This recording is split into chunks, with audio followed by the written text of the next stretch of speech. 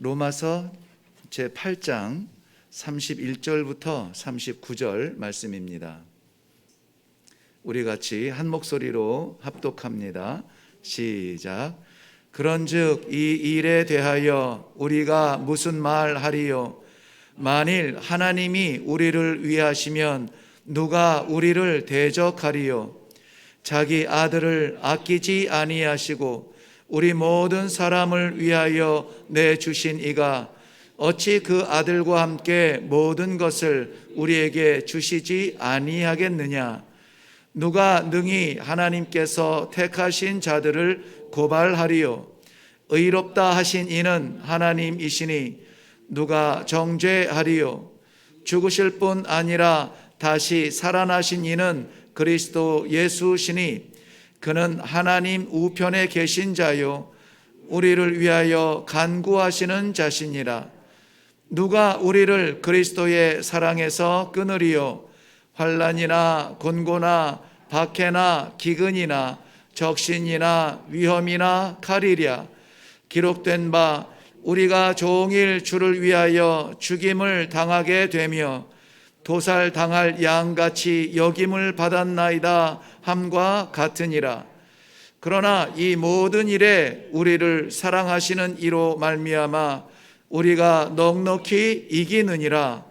내가 확신하노니 사망이나 생명이나 천사들이나 권세자들이나 현재 일이나 장래 일이나 능력이나 높음이나 깊음이나 다른 어떤 피조물이라도 우리를 우리 주 그리스도 예수 안에 있는 하나님의 사랑에서 끊을 수 없느니라.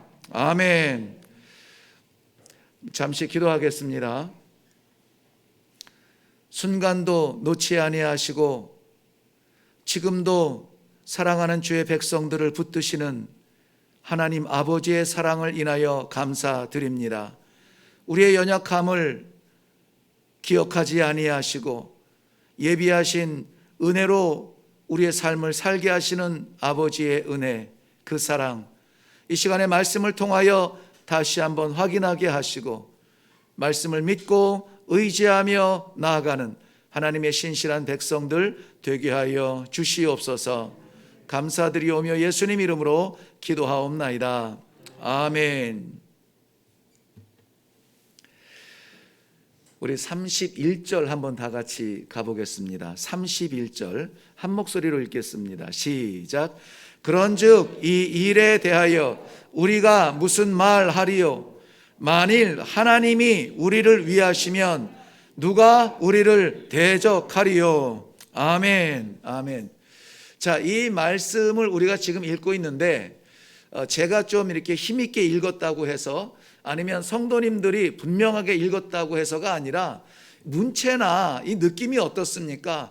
이거 불확실한 가운데 이럴 수도 있을까 하는 그러한 느낌으로 이 글을 기록했을까요? 아니면 분명한 확신 가운데 외치듯 이렇게 기록한 느낌이 있습니까? 성도 여러분들은 어때요? 저는 그 후자인 것 같습니다. 이분의 형편 나중에는 우리가 살펴보겠지만은 지금 당장으로 이 문장 한 절만 보아서는 이분이 어떤 상황에서 이렇게 얘기하는지도 모르겠습니다. 그런데 어쨌든지 확실한 거 하나는 숨어 들어 있듯이 숨기듯이 창피해서 들릴까 말까 한 목소리로 하는 것이 아니라 너무나 분명하고도 확실하게 만일 하나님이 우리를 위하시면 누가 우리를 대적하리요? 이 담대함이 보이지 않습니까? 칼로 치면은 과도나 이 작은 칼이 아니라 장도를 꺼내서 휘두르는 그러한 장수의 기계가 보이지 않습니까? 도대체 이 글을 쓰고 이 글을 외치고 있는 이 사람은 어떠한 믿음이 있기에 이러한 문체로 쓸 수가 있는가? 이렇게 힘있게 말할 수 있는가? 믿음이 있다 말하면서도 정말 이것이 실제인지 하나님께서 역사하실 것인지에 대한 불확실한 가운데 눈을 껌뻑껌뻑하면서 속삭이듯 말하는 것이 아니라 무엇과도 바꿀 수 없는 진리요, 내가 다시 해보아도 확실합니다, 이러한 확신 가지고 외치는 이러한 믿음, 이러한 복음, 이러한 담대함, 우리 성도님들에게 있기를 바랍니다.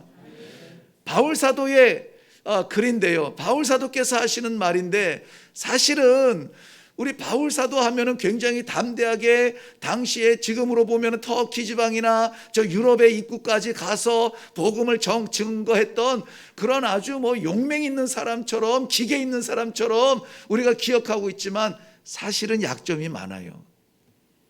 그것도 복음을 증거하는 일에는 굉장히 약점이 많은 분입니다. 그의 전력을 보면은 지가 언제부터 복음을 증거했다고요, 이렇게 생각하는 사람이 있을 거예요. 왜냐하면은 예수님께서 못 박히시고 그의 제자들이 초대교회를 일으키면서 불길이 일어나는 것 같은 그런 현장에 찬물을 끼얹는데 일조한 사람이 누구냐면 바울이에요. 심지어는 이 스데반 집사님의 그런 순교의 현장에서 내가 책임질게 하고 그 옷을 맡으면서 증인으로 되겠다고 자처한 사람이 누굽니까? 바울이에요. 그렇기 때문에 이 종교적으로도 약점이 많습니다. 이런 말을 하기가 참 껄끄러운 사람이에요. 저 사람 예수 믿는 사람이었어? 언제부터? 이런 이야기를 들을 수도 있습니다. 그런가 하면 신체적으로도 약점이 있습니다. 뽑히지 않냐는 가시 같은 그런 아픔 때문에 하나님께 얼마나 매달려 기도했는지 몰라요. 좀 더 멀리 가서 증거할게요. 좀 더 힘있게 할게요. 좀 더 많이 할게요. 제발 이 가시 좀 뽑아주세요. 하나님께서는 내 은혜가 내게 족하다. 그 정말 쑥 뽑아주시면은, 안 지리면은 환하게 보이게 하시고, 내장 이 안에 위장병이면은 좀 깨끗하게 씻어주셔서 돌을 씹어도 소화가 되게 광야든 바다든 달려갈 수 있게 해주시면 좋을 텐데, 이런 약점을 끌어안고도 답답해서 아파서 하나님 좀 고쳐주세요 해도 하나님께서 시간을 주시고 기회를 주시면은 그 아픈 배를, 그 보이지 않는 눈을 가지고 일어나서 복음을 증거하러 나가는 그러한 안타까운 모습으로 복음을 전했습니다. 난관도 많은 사람이에요. 복음을 전하는, 예수 믿고 예수 영접하고 내가 이제로부터 평생 주님 위해서 살겠습니다 작정했으면은 길이 그야말로 일사천리로 열리느냐? 아닙니다. 복음을 전하겠다고 하는데, 주의 일을 하겠다고 하는데, 성도답게 살겠다고 하는데, 하나님 기쁨을 위하여서 내 인생을, 내 삶을, 내 시간을 드리겠다고 하는데, 이만저만 난관이 아닙니다. 이거는 소설이나 한숨이 아니라 고린도후서 11장 내용에 보면은 복음을 전하기 위하여서 옥에도 갇히기도 하고 매도 수도 없이 맞고 여러 번 죽을 뻔하였고 40에 하나 가만매를 5번이나 맞았고 태장으로 맞고 돌에 맞고 타던 배가 파손하였고 강의 위험, 동족의 위험, 이방인의 위험, 신의 위험, 광야의 위험, 바다의 위험과 거짓 형제의 위험에 둘러싸였고 잠을 이루지 못하였고 줄이며 목말랐고 굶고 춥고 헐벗었도다. 이런 이야기를 들으면은 복음 전하는 사람 맞나? 어떻게 복음을 전하지?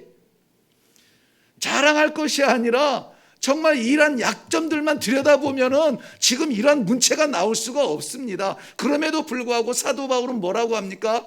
나에게 자랑할 것은 오히려 내가 약한 것을 자랑하겠노라. 내가 약할 그때 하나님께서 역사하심으로 내 이름은 죽어지지만 아버지의 이름은 나타나는 이 나의 연약함을 자랑하겠다고 말하고 있는 사도 바울이었습니다.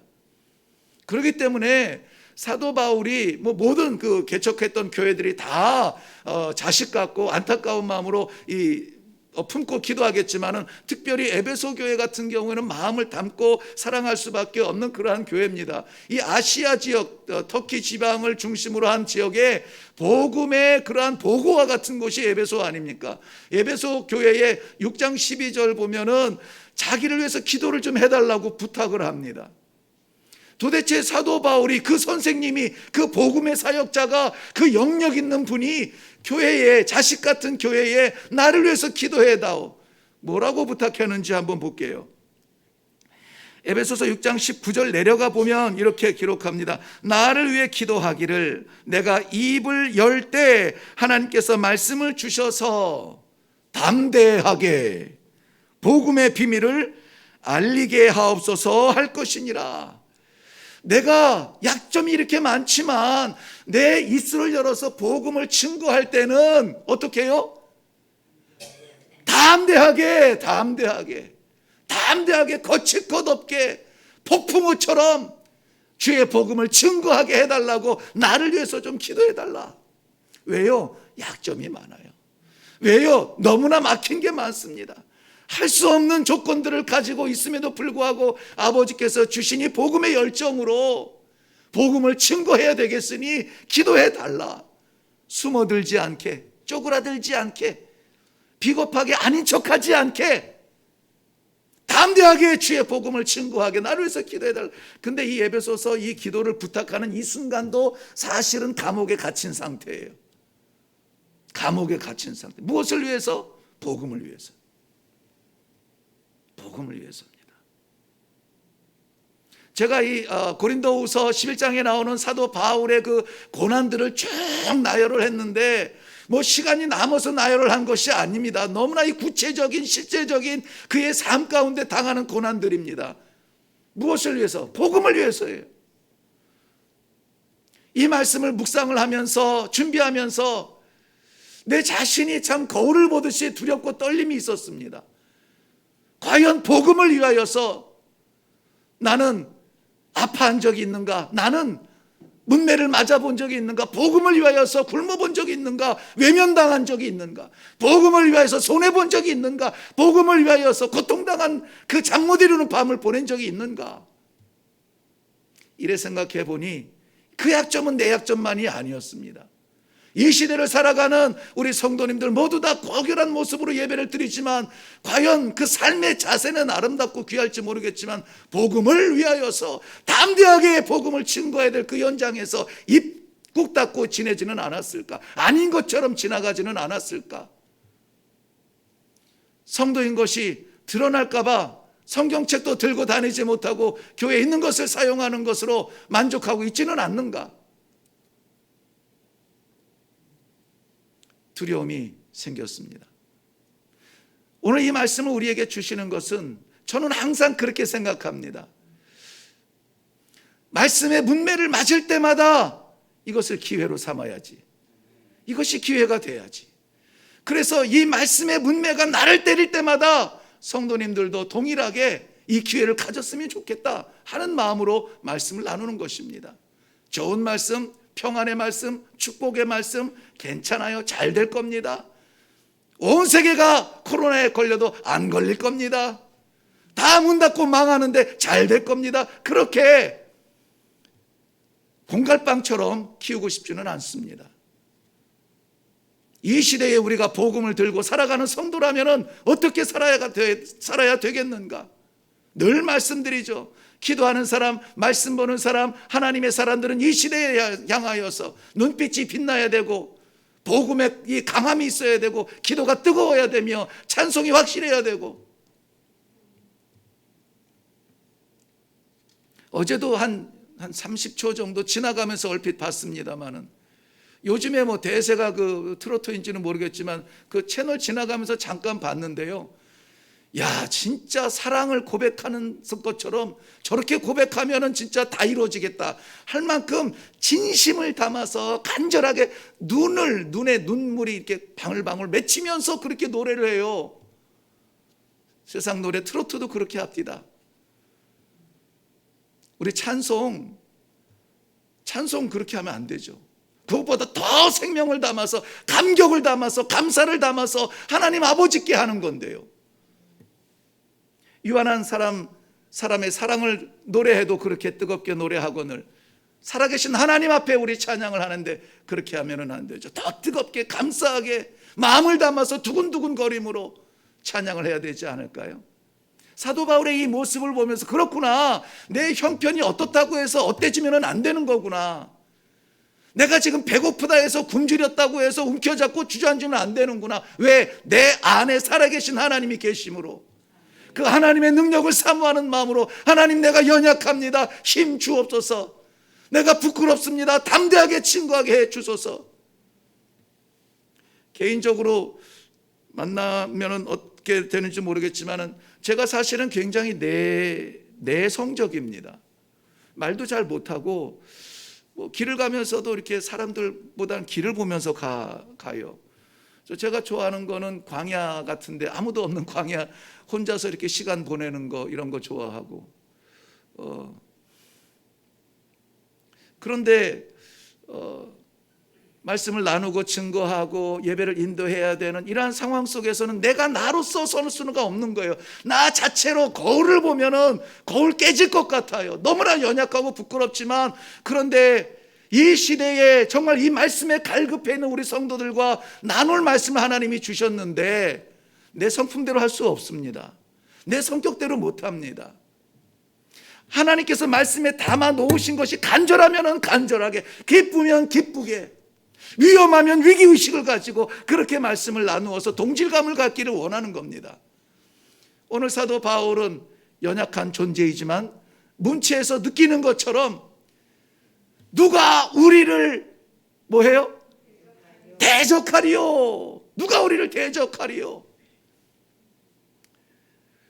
이러한 담대함이 우리 모든 성도들에게 있기를 바랍니다. 하나님이 위하시면, 하나님이 우리를 위하시면, 하나님이 우리를 위하시면 누가 우리를 대적할 것이 없다는 말은 아닙니다. 대적할 것은 있어요. 둘러쌌습니다. 세고 셌습니다. 새까맣게 둘러쌌습니다. 그런데 저들의 힘은 무용지물. 왜? 우리는 하나님의 손에 잡혔기 때문에. 성을 둘러싸고 내 삶을 둘러싸고 질병이나 고통이나 경제나 관계나 빈틈 보이는 대로 내 인격이나 치고 들어오면서 창으로 찌르고 칼로 자른다 할지라도 두려워하지 아니할 것은 나는 하나님 손에 잡혀 있습니다. 하나님이 나를 위하시면 무슨 뜻이에요? 잡으시면, 붙잡으시면, 보호하시면 나를 둘러싼 저 대적들은 무용지물. 절대 저는 선교지에서 이 복음을 증거할 때는 이 귀신의 역사가 장난이 아닙니다. 장난 같은 역사죠. 뭐 뒤집어지고 뒹굴어지고 거품 물고 소리 지르고 막 뛰어다니고 막 점프해서 덤벼들고 난리가 아닙니다. 그런데 말씀드렸잖아요. 굉장히 좀 소심하고 연약한 존재입니다. 그런데 평소에 그랬으면은 저는 뭐 밖에도 못 나갈 겁니다. 그런데 사역을 하는 현장이고 주의 복음을 전하러 가는 길에 그러한 뭐 귀신의 장난들은 정말로 나도 모르는 담대함이 생겨요. 날뛰어봤자지, 뛰어봤자지. 치근하게 여기서 붙잡고 기도하면은 쫓겨나가고 아무것도 아닌 게 말이야, 방해하고. 그래서 그 캐나다에서 오는 이 단기 선교로 오는 이 청년들이 그런 것들을 경험하면서 와, 그 며칠 만에 믿음이 얼마나 담대해졌는지 몰라요. 처음에는 막 엄마야 막 이러면서 무서워하더니 나중에는 막 여기저기 뒹굴면은요 달려가서 나보다 먼저 가서 끌어안고 막 기도합니다. 뭐 기도해요. 처음에는 막 죽자사자 기도하더라고. 쥐야 막 하면서. 그래서 너무 그렇게 기도하지 않아도 돼. 그냥 조용히 주님 불쌍히 여겨주세요. 이 영혼 불쌍히 여겨주세요. 어떻게 합니까? 그래서 우리 보내셨잖아요. 주님 만나게 해주세요. 꼭 끌어안고 하나님의 사랑으로 기도해. 그래도 역사가 나타나니까 아, 이건 내가 소리 질러서 되는 게 아니구나. 하나님의 사랑이구나. 선교사님 기도할 때 귀신 쫓겨나가는 거 보고 선교사님 대단한 줄 알았는데 아, 우리도 하는구나. 그로부터 그러한 집회에 나타나는 귀신의 역사들 앞에 얼마나 이 청년들이 담대한지 모릅니다. 사도 바울이 다른 것 가지고 그렇게 막 용감하고 그런 사람이 아니에요. 오늘 본문 시작하면서 이랬죠. 그런즉 이 일에 대하여 우리가 무슨 말하리요? 말할 거 없다. 뭐에 대해서? 이 일에 대해서.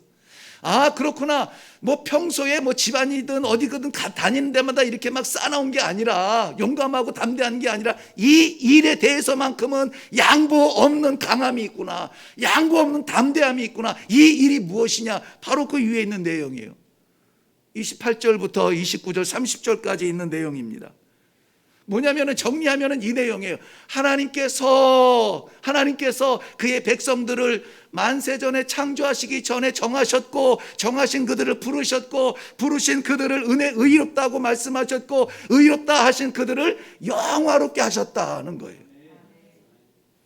이것이 이 사람들이 어떠해서가 아니라 하나님이 작정하셨고, 하나님이 불러주셨고, 하나님이 의롭게 하셨고, 하나님께서 영화롭게 하실 백성들이구나. 누가 하신 거라고요?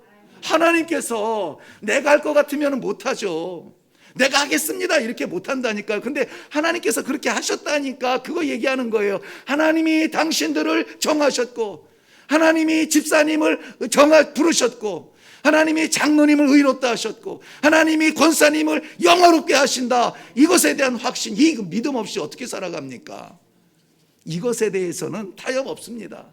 이것에 대해서는 담대합니다. 그런 얘기예요. 그러니까 사도 바울의 형편이 약자건 간에, 질병이 많고 감옥에 갇히고 그런 고난이 많건 간에, 똑똑하든 간에 미련하든 간에 그게 문제가 아니라, 사도 바울의 어떠함이 아니라, 문제는 뭡니까? 하나님의 사랑을 받고 있는 관계가 되어 있느냐 하는 거예요. 하나님의 사랑을 믿고 그 사랑을 받는 관계가 되어 있느냐. 우리 성도들을 대적하는 마귀가 왜 대적합니까? 왜 방해합니까? 왜 교묘하게 우리의 이 마음을 흔들어서 복음으로부터 멀어지고, 교회로부터 멀어지고, 말씀으로부터, 예배로부터 멀어지게 합니까? 하나님과의 관계 끊으려고 하는 거 아니에요? 하나님과의 관계 끊으려고요. 기도 시간 없애고, 예배 시간 단축시키고, 하나님께 정한 시간 내 마음대로 흔들고, 관계 섭섭하게 만드는 겁니다. 그러니까 성도들이 상대해야 되는 것은 하나님이지 사람이 아니에요. 왜 그렇습니까? 하나님을 상대하는 그 사람이 마귀가 오든 귀신이 오든 사탄이 오든 무용지물 된다니까요. 하나님께서 잡으시니까, 하나님께서 막으시니까, 하나님께서 보호하시니까요. 우리 성도들이 상대하는, 우리 성도들을 치려고 오는 이 마귀 귀신들, 최고의 무기는 불신입니다. 불신. 저는 이 성도 아닌 분들이 그런 얘기하면 뭐 당연한데요. 예수 믿고 직분이 있는 분들까지도 정말 어렵고 힘들 때, 이해할 수 없는 고난을 당할 때 이렇게 하소연하듯이 말하는 걸 들었습니다. 도대체 하나님 계십니까? 하나님이 계시면 어떻게 나한테 이럴 수가 있습니까? 어떻게 나한테 이럴 수가 있어요? 하나님이 나를 지키시기는 하시나요? 내 삶에 그만한 가치는 있습니까? 여러 명한테 들은 안타까운 하소연이었습니다. 여러분, 이 사탄이 성도들을 무너뜨리려고, 하나님과의 그 관계에서, 하나님과의 관계가 우리한테는 전부인데, 그거를 깨트리려고 시도하는 가장 영향력 있는 무기가 뭐라고요? 불신이라고 했어요. 불신이라고. 이 불신이라고 하는 것은 강력하게 번쩍이는 쇠조각도 아니고, 날카로운 창같이 찌르는 것도 아니고, 칼같이 베어지는 그런 것도 아니지만 여전히 일을 합니다. 이 불신을 이기기 위해서는 가장 좋은 약은 뭐냐? 확신이에요. 뻔하지 않습니까? 불신을 이길 수 있는 방패와 불신을 이길 수 있는 무기는 확신밖에 없습니다. 무엇을 확신합니까? 32절 한번 보세요. 32절 말씀 보면, 자기 아들을 아끼지 아니하시고 우리 모든 사람을 위하여 내어주신 이가 어찌 그 아들과 함께 모든 것을 우리에게 주시지 않겠느냐. 뭘 믿고 있습니까? 주신다는 것을 믿어요. 주신다는 것을. 하나님께서 독생하신 예수 그리스도를 나를 위해서 주셨는데, 아니 독생하는 아들까지 주셨는데. 죄송해요. 제가 실물 예화가 아니면 잘 들지를 않고, 제가 경험한 거 아니면 잘 예화를 들지를 않아서, 우리 일부 예배 때도 아주 좋은 교보자가 되셨는데, 우리 이성은 전도사님이 이제 12월 22일 날 이제 출산을 앞두고 지금 심호흡하고 있습니다. 네, 심호흡하고 있어요. 이성은 그만큼은 못하죠. 그만큼이나 저도 얼마나 기다리는지 몰라요. 뭐 볼 때마다 오늘 컨디션 어때? 이렇게 물어보고, 뭐 조금 기운이 없어 보이면 뭐 먹으러 갈까? 제가 굉장히 관심이 많고요. 왜? 초다이예요. 초다이. 그리고 우리 교회 사역자의 가정해 주신 선물이고 얼마나 기대가 됩니까? 얼마나 귀한 자녀일까요? 아들이든 딸이든. 딸이라 그랬던가? 네. 얼마나 귀해요. 자녀들에 대해서 아시죠? 그런데 독생하신 아들을 십자가에 올리셨답니다. 십자가에 죽이셨답니다. 왜요? 잘못해서요? 아닙니다. 나를 위해서예요. 우리를 위해서. 우리를 위해서. 부탁하고 싶지는 않지만은 간절히 정말 부탁드리고 싶어요. 이거 믿으셔야 합니다. 하나님께서 독생하신 아들을 나를 위해서 주셨어요. 나를 위해서 십자가에 못 박게 하셨습니다. 이게 하나님의 사랑이라면은 이 사랑 잊으면은 안 되죠. 이 사랑 확신만 가지고 있어도 우리 쉽사리 넘어지지 않습니다. 어떠한 시험이 와도 하나님 살아계시냐 안 살아계시냐 그런 말 하지 않습니다. 분명히 살아계신 하나님을 믿으시기를 바랍니다. 하나님께서 우리를 지으시고 우리를 지키시고 우리를 다스리시는 창조주시요 인도자시요 보호자이시라는 사실을 확실하게 믿으시기를 바랍니다. 하나님께서 우리를 위하여서 그 독생하신 아들을 아끼지 아니하시고 32절에 보면 아끼지 아니하시고 주셨대요. 아끼지 아니했다. 이거 우리 이 구절구절 이거 본문이 너무 길기도 합니다만은 구절구절 그냥 넘어갈 수 없는 부분들이더라고요. 정말 나는 아끼지 아니하고 하나님 앞에 드리고 있는가? 지난주에 아브라함이 이삭을 드릴 때에 이삭을 정말 그 독생한 아들, 네 사랑하는 독자 그 아들을 내게 바치라 할 때에 주저없이 달려가서 3일길을 뛰어가서 그 아들을 바치려고 칼을 들었을 때에 하나님이 아브라함아 멈춰라. 그 아이에게 손대지 말라. 네가 내 독자라도 아끼지 아니하였으니 네가 나를 사랑하는 줄 내가 알았다는 겁니다. 하나님이 너무 잘하세요. 너무 잘하세요. 아끼지 아니하고 하나님 앞에 내가 드리고 있는가? 계산하고 남은 것 가지고 하나님 앞에 유세를 떠는가?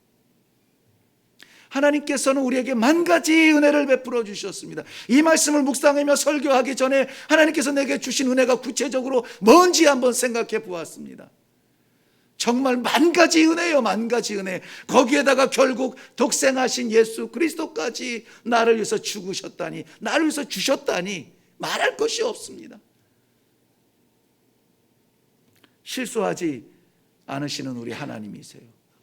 착각, 실수, 그거 아니야 네 거 아니야 하고 뺏어가시는 그런 하나님이 아니라고요. 절대 실수하지 아니하시는 하나님께서 나를 위하여서 독생하신 아들을 주셨으니 그 사랑을 어떻게 감당합니까? 무엇으로 갚습니까? 그 하나님이 우리 아버지세요. 우리 아버지세요. 믿으시기를 바랍니다. 하나님의 사랑만 우리가 확신해도 이렇게 가슴이 뜨거운데 34절 한번 가볼게요. 34절 누가 정죄하리요? 죽으실 뿐 아니라 다시 살아나신 이는 그리스도 예수시니 그는 하나님 우편에 계신 자요 우리를 위하여서 간구하시는 자시니라. 이해할 수 없는 은혜입니다. 예수님 입장에서 이 완전한 인간이신 예수님 입장에서 생각하시면은 본인은 완전해요. 의롭습니다. 흠이 없습니다. 그런데 우리 때문에 십자가에 올라가서 그 치욕스러운 죽음을 당합니다. 그러면은 우리가 한마디라도 이렇게 할 것 같잖아요. 당신들 때문이야. 당신들 때문이야. 이게 뭐야? 천만의 말씀이에요.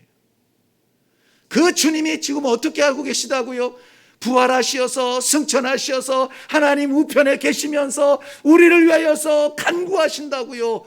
우리의 보호자가 되시고 우리를 위하여서 지금도 끊임없이 기도하십니다. 우리의 신앙생활이 괜찮아서 유지되는 것이 아니라 여전히 연약합니다. 목사임에도 부족한 게 많습니다. 저걸 잘라버려. 그 손을 붙들고 아버지 한 해만 참아주세요. 아버지 한 번만 참아주세요. 한 번만 더 기회를 줘 보세요. 우리를 위해서 중보하시는 오직 한 분. 저도 여러분을 위해서 중보 못합니다.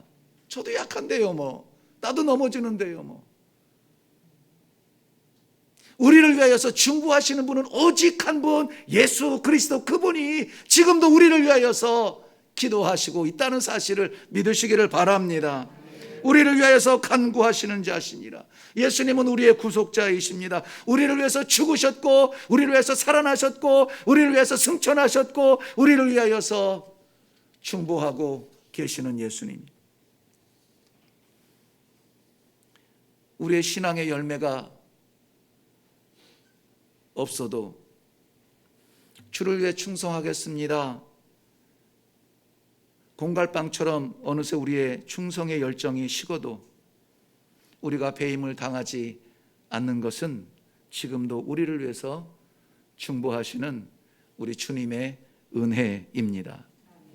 요한복음 17장 14절부터 17절 내용은 예수님이 이렇게 기록하셨어요.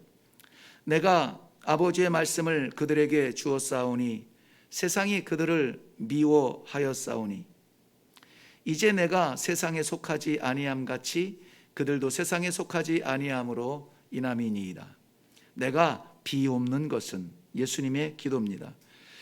그들을 세상에서 데려가시기를 위함이 아니요 다만 악에 빠지지 않게 보전하기를 위함이니이다. 내가 세상에 속하지 아니함 같이 그들도 세상에 속하지 아니하였사옵나이다. 그들을 진실로 거룩하게 하옵소서. 내 아버지의 말씀은 진리이니이다. 지금이라도 우리를 구름에 들려서 하나님의 나라에 데려가시면 좋죠. 연약한 우리가 이렇게 흔들리는데, 연약한 우리가 이렇게 힘든데, 믿음의 생활하며 믿음의 성도로 증거하며 증언하기가 이렇게 힘든데, 우리가 이제까지 쓰러지지 않고 이 직분을 감당하고 있는 것은 우리의 어떠함, 우리의 인격, 우리의 어떤 튼튼함이 아니라 하나님의 진리의 말씀이 우리를 여전히 붙들고 있다는 것입니다. 아버지의 말씀은 진리니이다. 이것이 우리 주님의, 예수님의 은혜입니다. 우리를 위해서 간구하시는 주님이세요. 이미 이루어진 구원을 놓치지 않도록 끝없이 붙잡아 주시는 우리 예수님의 은혜. 그 은혜를 인하여서 우리는 죄의 형벌에서 자유롭게 되고 사탄의 권세를 깨트릴 수 있는 능력을 받게 된 것입니다. 그러니 제발 사주, 팔자, 관상, 떡볶이가 아니고 전복이, 떡볶이, 그런데 기웃대면서 인생을 맡기지 마세요. 예수님의 은혜가 하나님의 진리의 말씀으로 우리를 붙잡고 계시는데 그 기웃거리는 모습을 볼 때 우리 하나님 얼마나 가슴 아프시겠습니까? 얼마나 안타까우시겠어요. 진리가 여기 있는데, 진리를 주었는데, 진리로 살아났는데, 진리를 먹고 왜 엄한 데 가서 표현을 안 하겠어요. 자, 이 놀라운 특권을 우리가 받고도 그 특권을 누리지 못하면 안타깝죠. 예수님께서 우리에게 이 구원의 특권 주셨습니다. 우리 특권 누리시기를 바랍니다. 하나님의 사랑을 마음껏 받을 수 있는 사랑의 특권을 주셨습니다. 이 특권을 누리시기를 바랍니다. 나를 주목하시고 나를 바라보시고 나를 놓지 아니하시고 나를 잡으시는 우리 하나님, 그 곁에서 나를 위해서 끊임없이 중보하시는 우리 주님, 이것이 하나님의 사랑이에요. 그 사랑을 붙드시기를 바랍니다. 오늘 38절 39절 내용 한번 보겠습니다. 같이 보겠어요. 38절 39절 한번 읽을까요? 시작. 내가 확신하노니 사망이나 생명이나 천사들이나 권세자들이나 현재 일이나 장래 일이나 능력이나 높음이나 깊음이나 다른 어떤 피조물이라도 우리를 우리 주 그리스도 예수 안에 있는 하나님의 사랑에서 끊을 수 없느니라. 아멘. 없으리라. 아멘. 이 사랑을 가지고 우리는 일어날 겁니다. 그러니 저 문 밖에 나가면 지금은 우리 뭐 다 천국 같죠. 이제 일어나서 예배를 마치고 우리 삶의 현장으로 들어가는 순간 밀어닥치는 불어오는 저 폭풍우 같은 그러한 시험들과 어려움들과 고난들, 검은 폭풍 우리에게 몰려올지라도 거기에 삼킨 바 되지 아니하고 오히려 차고 올라가서 날아오를 수 있도록 우리들에게 믿음을 주시는 예수 그리스도를 믿으시기를 바랍니다. 사도 바울은 왜 이렇게 이야기할 수 있냐면은 자신의 체험이었습니다. 하나님의 사랑을 체험한 거예요. 우리가 지금 동일한 목소리로 읽은 그 환난과 곤고나 핍박이나 기근이나 적신이나 위험이나 칼이나 사망이나 생명이나 천사나 권사나 현재일이나 장래일에 대한 두려움이냐 능력이나 높음이나 기쁨이나 그런 어떤 피조물들의 위기와 위험이냐, 그래도 하나님의 사랑에서는 끊을 수 없더라. 끊을 수 없더라. 우리 사랑하는 성도님들에게도 이러한 간증이 생기기를 바랍니다. 복음을 위해서 하나님께서 내게 주신 성도의 직분을 위하여서 이 사명을 위하여서 이러한 것을 체험해 보셨는가에 대한 질문이 우리를 두렵게 합니다. 성도의 믿음을 굳건히 지키려는 씨름이 필요합니다. 그렇지만 이 모든 일에 내가 하는 것이 아니라 내 능력이 아니라 나와 함께 하시는 하나님의 사랑으로 말미암아 넉넉히 어떻게 돼요? 이기느니라 그랬어요. 넉넉히 이기느니라. 우리가 준비할 것은 승전보입니다. 찬송입니다. 할렐루야입니다. 영광입니다. 그 찬송을 우리 함께 모두 다 부를지언정 한 영혼도 소외당하지 아니하도록 서로가 붙잡고 서로가 격려하고 함께 기도하며 그렇게 신앙생활 할 수 있는 우리 모든 성도님들이 되시기를 바랍니다. 오늘 질문에서는 몇 가지 질문들이 나와요. 누가 우리를 대적하리요? 누가 우리를 고발하리요? 누가 우리를 정죄하리요? 누가 끊으리요? 그러나 우리 주님께서 명령하신 것은 담대하라. 내가 세상을 이기었노라. 우리에게 그 이긴 길을 걸어가시라고 하는 거예요. 그 길을 우리 기쁨으로 달려가며 하나님께서 주신 그 상급받기에 부족함이 없는 살아있는 믿음의 성도들 되기를 바랍니다.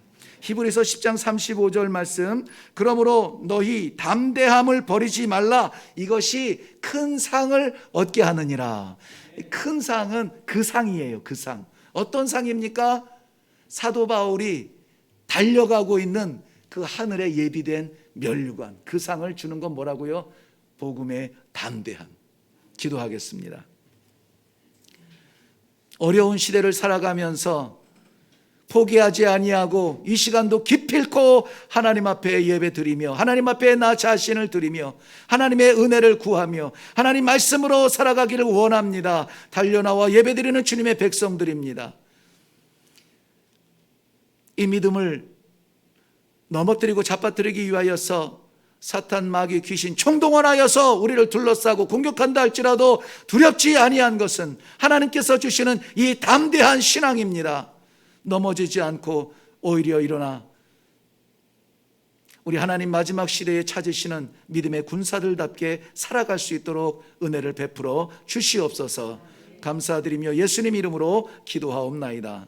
아멘.